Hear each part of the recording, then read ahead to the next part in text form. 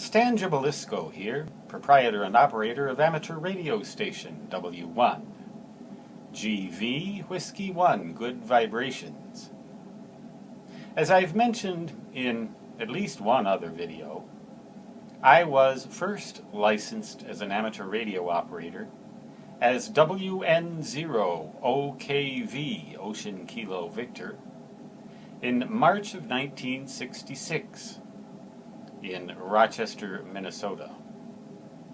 My receiver was a Hallicrafter's SX130 Sierra X-Ray 130, and my transmitter was a Johnson Viking Adventurer, 50 watts plate power input, and as a novice back then you had to use crystal control, and the bands were quite a lot different, the sub-bands, then than they are now. Much more space was allocated proportionately to CW than to single sideband, even though single sideband and AM had much broader bandwidth.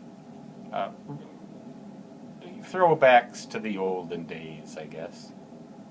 Anyway, I had a crystal for 7,185 kilo cycles, which was in the novice subband of 40 meters, which went from, I believe, 7,150 to 7,200 kilo cycles. It might have been narrower, it might have been 7175, but 7,185 kilo cycles. The SX130 receiver had no crystal calibrator in it, so you had to rely on existing stations whose frequencies you knew, such as WWV and CHU Canada, time and frequency standard stations. I believe CHU was at 7335 kilo cycles.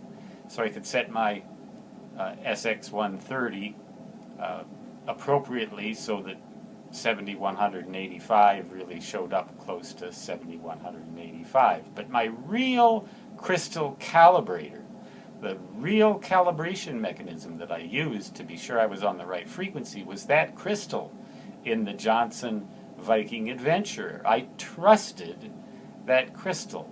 And when I heard other novice amateur radio stations in the vicinity of that frequency, I trusted that I was within the novice amateur radio subband. So I made a contact and then proceeded to make many, many more using that 50 watts plate power input, probably about 25 watts output, and crystal control, with those radios now being all vacuum tube design and other such things. They seem like antiques. Well, by today's standards, they are antiques. You can probably still find some, though, at big ham fests like the Dayton Hamvention, and it's occurred for me from time to time that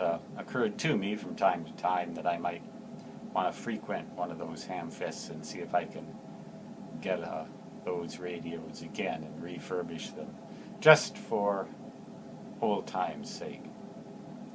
The only problem is, too sick to travel, and I don't have any money. Other than that, you know, little minor things like that, it'd be kind of fun to try.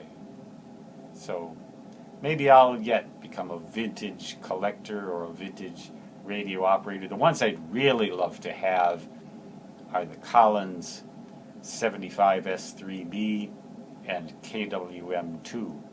But it'd be kind of silly to operate QRP with a KWM2, but I'm a silly person. Always have been, always shall be.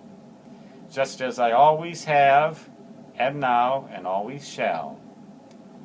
Identify my so long greeting at the end of each video in my native fist, which is, of course, da-da-da-da-da-da.